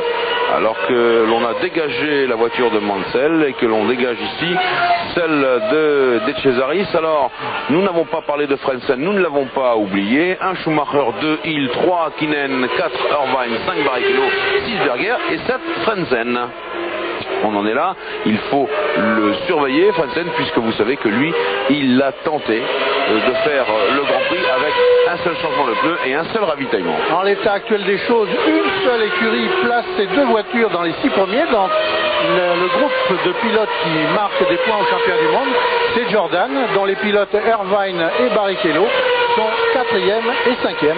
Très beau tir groupé pour l'instant de l'écurie Jordan, à laquelle pense un peu Jean-Pierre Jabouille si jamais il arrivait un incident. L'incident que l'on redoute et qui est probable entre McLaren et Peugeot. C'est la question que je voulais poser à Alain. Entre Sauber et Jordan, il n'y a pas d'hésitation, parce que je crois que c'est l'alternative de Peugeot, ou Sauber ou Jordan. Vraiment, bon, je crois qu'il faut de toute façon laisser les gens concernés faire et décider de leur avenir, ou non d'ailleurs, commun ou pas commun. Après, bon, je sais pas, je suppose que si vraiment il y avait un problème, et ça doit se sentir depuis longtemps, si vraiment c'était le cas, Et donc les gens de Peugeot ont dû quand même penser à l'avenir, éventuellement une autre équipe. Entre Jordan et Sauber, c'est vraiment leur choix, c'est eux qui voient. Il y a des choses que nous on ne sait pas. Vous savez, Ron Dennis a dit l'autre jour une chose très dure, mais qui est quand même malgré tout un peu vraie. Il a dit aux journalistes, c'est nous qui faisons l'histoire, c'est pas vous. Vous écrivez ce que nous on fait. C'est très très dur. C'est très vrai. C'est très vrai. Mais c'est aussi vrai. Et malheureusement, il faut laisser faire les choses et puis après on pourra juger. C'est vrai que l'association avec McLaren est quelque chose d'assez super et bénéfique pour Peugeot. On l'a vu cette année, ils n'ont pas du tout démérité et donc on aimerait que ça continue, mais il faut que ça continue dans de bonnes relations et dans de bonnes conditions. Si c'est pas le cas, eh bien c'est à eux d'en tirer les conséquences et éventuellement d'aller voir ailleurs. Mieux vaut arrêter. Alors que vous, Pierre Van Vliet, vous surveillez la sortie de Mansell. Ah oui, Nigel Mansell est rentré derrière les garages Williams. Il est allé se réfugier là au fond de ce camion. Il est en train de se changer vraisemblablement. Et nous l'attendons tous de pied ferme pour avoir ses explications après ce retour manqué.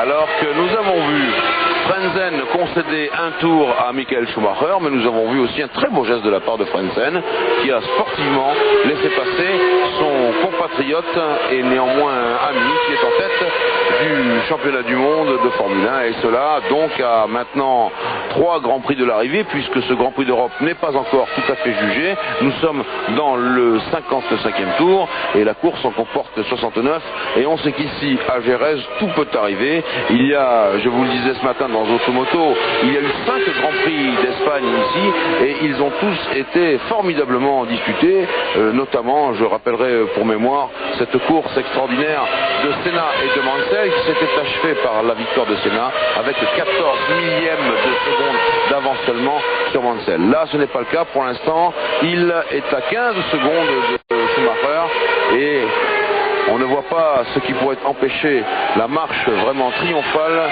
du jeune prodige allemand vers une nouvelle victoire. Alors justement, en attendant cette victoire, nous allons à Paris, nous nous retrouverons après cela. Retour à Jerez de la Frontera dans le 57e tour de ce Grand Prix d'Europe qui en compte 69, avec toujours en tête Schumacher, devant Hill et devant Hakkinen, soit une Benetton Ford, une Williams Renault et une McLaren Peugeot. Ici maintenant, tout le monde attend la victoire de Michael Schumacher, et si elle a des échos de par le monde grâce aux télévisions, en tout cas Alain Prost, elle n'aura pas beaucoup d'échos sur le plan des spectateurs qu'on pourrait presque compter sur le doigt d'une main. Non, mais c'est intéressant de voir que bon, c'est un Grand Prix, c'est vrai, qui a été mis en remplacement du Grand Prix d'Argentine, annulé. Mais je voulais simplement dire un petit mot sur les spectateurs qui sont, à mon avis, je ne sais pas, on peut estimer autour de 10 000, 15 000 maximum. Et encore. Et je trouve que c'est un peu dommage pour la Formule 1 d'avoir peu de spectateurs, mais surtout de dire que c'est pas la faute des spectateurs. C'est quelqu'un me disait ce matin, on paye 1000 francs, ou on demande 1000 francs pour les places ici, alors qu'il n'y a absolument qu'une course et même pas de course annexe. Et je trouve dommage de voir ce spectacle de gradin vide encore une fois. Donc si les gens de la fédération et je sais pas, les constructeurs, les sponsors, si ça pouvait quand même essayer de faire quelque chose pour attirer un peu de monde sur les circuits, je pense qu'en mettant les places un peu moins chères, ça devrait déjà un peu aider quand même. Oui, car il est vrai que s'il n'y a pas la foule, s'il n'y a pas le nombre de spectateurs suffisant, eh bien ce n'est pas tout à fait la même chose. On a l'habitude de Monaco, certes petit, mais c'est toujours bondé. On a l'habitude de Monza, où quand même les tifosi viennent en masse. Et ici, on est dans cet endroit un petit peu désert, un petit peu curieux et somme toute un petit peu surréaliste, n'est-ce pas, Johnny Rive? Bien sûr, mais là, bagarre assez tendue entre Hakkinen et Irvine pour la 3e place, la conquête de la 3e place qu'occupe actuellement la McLaren Peugeot du Finlandais, et à voir la résistance qu'il a opposée tout à l'heure à Schumacher, le leader de la course, qui lui prenait un tour. On se demande si Irvine arrive à revenir sous son aileron arrière, s'il trouvera un passage entre les roues de la McLaren et le bord de la piste. Et voilà qui va être extrêmement difficile. Alors que là, nous suivons de spectaculaires images. C'est toujours très beau d'avoir la caméra dans le nez voiture. Et ici, c'est celle de Mika Häkkinen, comme c'est écrit sur votre écran. Ah, ça c'est le toboggan de Perez. Alors que l'on revient sur Michael Schumacher. Qui va prendre un tour à Berger. Et oui. Et après cela, eh bien, nous aurons un Schumacher, 2 3 Häkkinen, 4 Irvine, 5 Barrichello dans le même tour. Et ce sera fini. Toutes les autres voitures seront à un tour, voire à 2 et même un peu plus loin à 4 tours. Voilà, Berger. Parfaite correction. Oui, oui, très bien, mais ça c'est les grands seigneurs. Nigel, a difficult start. What happened after? It was a very bad start I made. J'ai pris un mauvais départ. But then the front of my ring got broken by Barrichello and we made an early pit stop.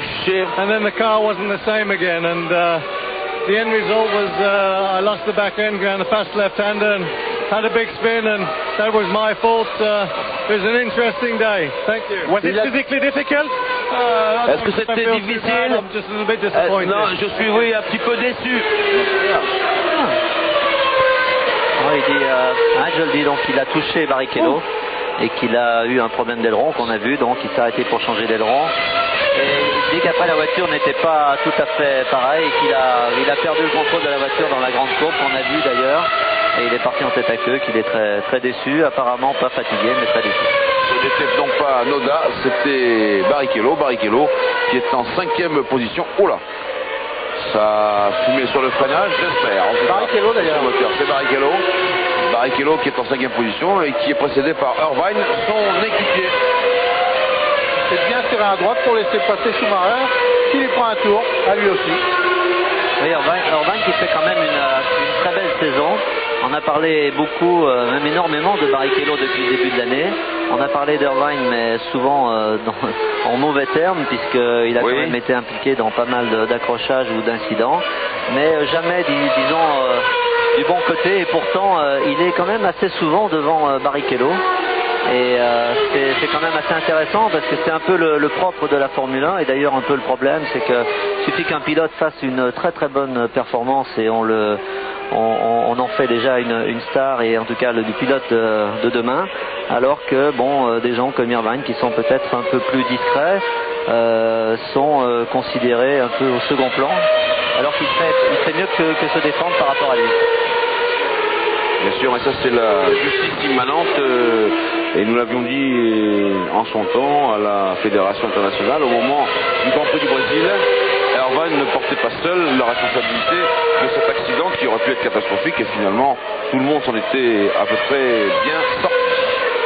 Course très serrée car si Schumacher et Hill sont très très nettement détachés sur le restant du peloton, en revanche le peloton est échelonné en quelques 30 secondes entre Häkkinen qui est 3e, Irvine, Berger, Barrichello, Frentzen, Katayama 8e, 9e Herbert, 10e Panis, 11e Alesi et 12e Morbidelli. Tous ces hommes sont groupés en très peu de secondes. C'est un chapelet qui s'égrène le long du circuit de Jerez et donc on peut constater qu'il y a eu assez peu d'abandon jusqu'à maintenant puisque 19 voitures sont encore en course et que ma foi occuper une 10e place c'est pas si mal dans ce contexte.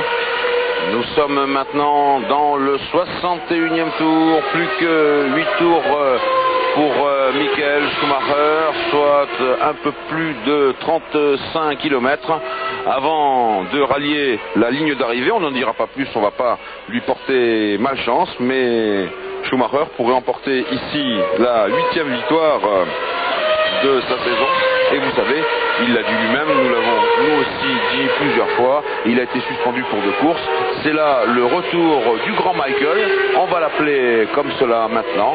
En tout cas, il fonce maintenant avec 24 secondes d'avance sur Damon Hill, qui a été son rival le plus constant au cours de ce Grand Prix d'Europe à Jerez, où nous avons eu un petit peu tout en même temps, c'est-à-dire nous avons eu Mansell, nous avons eu Schumacher. Nous avons vu un certain nombre de remplacements et l'on sait maintenant que la saison ira totalement à son terme. Il faudra attendre le Japon et l'Australie pour savoir qui est champion du monde et somme toute on ne peut pas rêver mieux, Alain. Non, Michael, s'il gagnait la course, bien entendu, peut être champion du monde au Japon. Hein.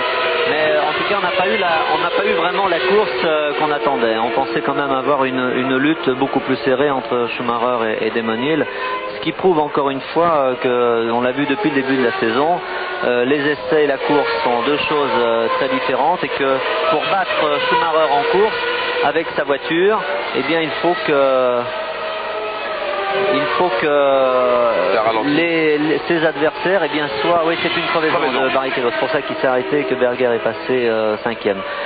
Pour que les adversaires battent Schumacher en course, eh bien, il faut qu'il soit largement devant aux essais, c'est-à-dire que intrinsèquement sa voiture et lui-même sont plus performants en course qu'aux essais. Peut-être pas seulement pour des raisons de performance, mais aussi de confort, de régularité, confort de conduite. La Williams a l'air quand même encore et toujours un peu difficile à conduire et peut-être fatigante pendant la course.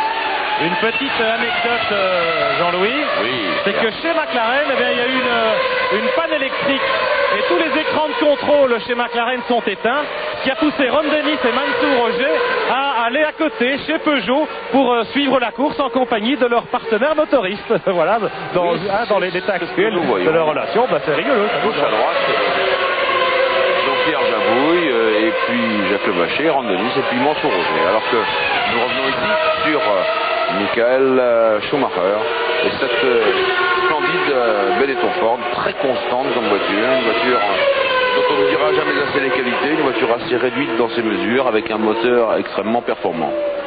Voiture sans gros défauts, avec certainement pas une qualité propre, mais sans de points de défaut, qui fait que c'est ce qu'on appelle une voiture homogène.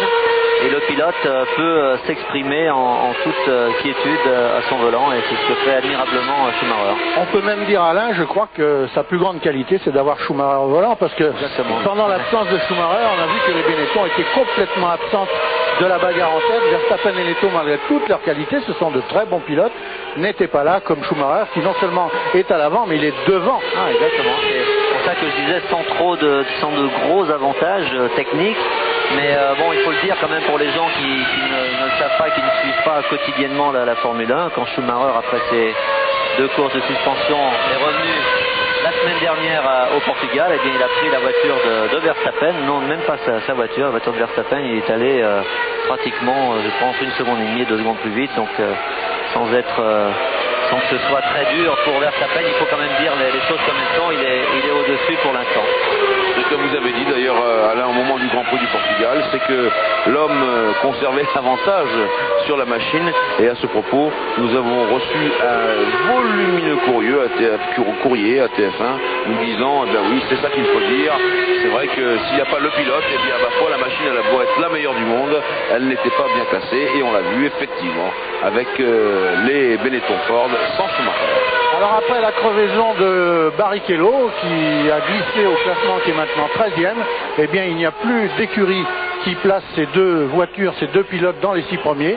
On trouve aux 6 premières places 6 voitures appartenant à des équipes différentes, puisqu'il y a Schumacher et la Benetton, Damon Hill et la Williams Renault, Hakkinen et la McLaren Peugeot, 4e Irvine sur la Jordan, 5e Berger maintenant sur la Ferrari, et à la 6e place, voilà que réapparaît Frentzen, dont finalement la stratégie de l'écurie Sauber s'avère assez payante. Le voici, Damon Hill, 2e à 27 secondes 8 de Schumacher maintenant.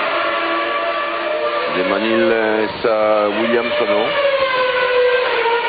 qui finalement respecte ce qu'on disait dans les pronostics, car de Bernard Dudot jusqu'à Gerhard Berger, et même je crois en passant par vous à la Prost, on disait que ici la Benetton Ford serait plus à l'aise que la Williams, même si Damon Hill a arraché, fort bien arraché même, une remarquable pole position, eh bien la compétitivité de sa machine n'a pas été suffisante pour aller taquiner la Benetton Ford, alors que nous avons aperçu derrière, eh bien c'était la Ligier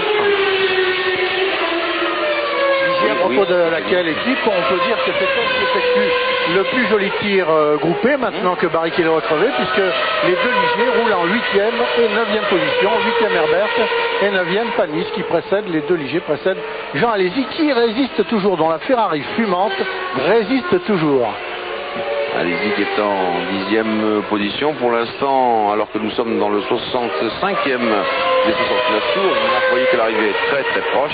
Eh bien, il ne reste plus que 4 voitures dans le même tour. Schumacher, Hill, Hakkinen, Irvine, c'est-à-dire une Benetton, une Williams Renault, une McLaren toujours et une Jordan à moteur Hart. Vous voyez que ces Jordan, elles ne sont pas si modestes que l'on croit. Au contraire, elles font mieux que tirer leur épingle du jeu. D'autant moins modestes si l'on précise le nombre d'employés qui travaillent sur les moteurs Hart qui animent les Jordan.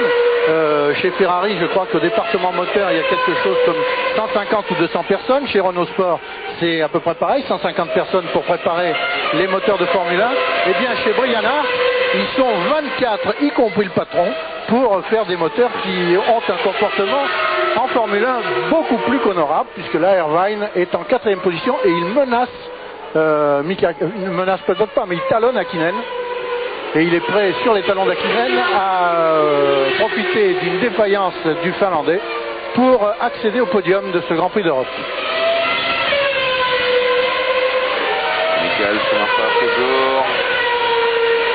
Il est maintenant à 4 tours, bientôt 3 tours seulement de la ligne d'arrivée, bientôt 3 tours de la 10e victoire de sa carrière et de la 8e victoire au cours de cette saison 1994. Schumacher qui va prendre l'avantage, il reste encore 3 tours. L'avantage, il marquera 10 points pour la première place, tandis que Damon Hill ne marquera que 6 points pour la 2e place. C'est le tarif. Ça fera 5 points d'écart si tout reste en l'état, donc rien de perdu. Rien de perdu, absolument. Rien de perdu, rien de gagné, donc les deux pilotes vont encore travailler beaucoup en essai privé et préparer le Grand Prix du Japon. Et encore quelques nuits blanches. Mais le Grand Prix du Japon qui va être le moment crucial. Ouais. C'est le rendez-vous qu'il ne faudra pas manquer cette saison. Alors c'est souvent arrivé quand même qu'au Japon on attend énormément de choses et tout se passe dans les premiers mètres. Oui, c'est arrivé quelquefois, Alain, c'est quelque chose. Oui. C'est même arrivé avant le départ de la course. Je me souviens qu'une année, Mansell, qui jouait le titre de champion du monde, avait tapé aux essais et il n'avait pas pu prendre le départ de la course. Et du coup, mais c'est toujours un beau Grand Prix, toujours un beau Grand Prix. Le Grand Prix du Japon, le circuit est très beau, très sélectif, ample. C'est un circuit, contrairement à Jerez, qui est très ample, où on peut dépasser, où il y a de grandes courbes qui s'enchaînent et qui mettent vraiment les pilotes et la tenue de route des machines à rude épreuve. Oui, parce qu'il y a une partie, je dirais, moteur et une partie châssis. Donc, on peut penser que la Williams sera un peu plus à son aise que la Benetton là-bas grâce à la puissance du moteur. Donc, on peut adopter des ailerons un peu plus proéminents, mais par contre, une partie châssis avec beaucoup de changements de direction où la Benetton, notamment en course, et surtout aux mains de Schumacher, encore une fois, sera redoutable. La différence sur le plan psychologique là-bas au Japon, si encore une fois Schumacher gagne ce Grand Prix et Damon deuxième, c'est que psychologiquement ce sera là-bas plus dur pour Damon, plus de pression, car il peut perdre le championnat là-bas au Japon, alors que Schumacher ne peut pas le perdre là-bas de toute façon. Donc c'est quand même important sur le plan psychologique. C'est la raison pour laquelle je disais que nous aurions à Suzuka le Grand Prix le plus crucial de la saison 1994. Allons jusqu'au bout, Johnny, vous parliez de Mansell aux essais qui s'était cassé la figure, et oui bien sûr, c'est Piquet qui avait été champion du monde dès cet instant-là, c'est-à-dire dès les essais. Mais nous avons, nous, un Grand Prix d'Europe ici à Jerez de la Frontera. Nous sommes dans l'avant-dernier tour de Michael Schumacher, qui a maintenant pas loin de 30 secondes d'avance sur Damon Hill. Le troisième est sur Mika Hakkinen et le quatrième Eddie Irvine pour les garçons qui sont dans le même tour que leur leader. Le cinquième Berger et le sixième Frentzen sont à un tour. Attention pour Michael Schumacher. Maintenant on va compter en centaines de mètres. L'épingle qui se négocie en deuxième. Avant la ligne droite des stands. fin du 68e tour et on va rentrer dans le dernier tour. Voilà, c'est écrit Final Lap. 30 secondes d'écart entre les deux premiers, donc si Schumacher réussit à boucler les derniers mètres de course, eh bien Damon Hill ne pourra plus le rejoindre, c'est maintenant plus que certain.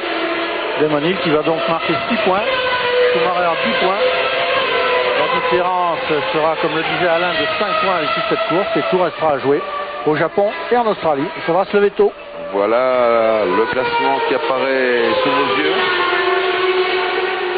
Un Schumacher de Hill 3, Troisième place d'Hakkinen, encore une fois, encore un podium pour Hakkinen.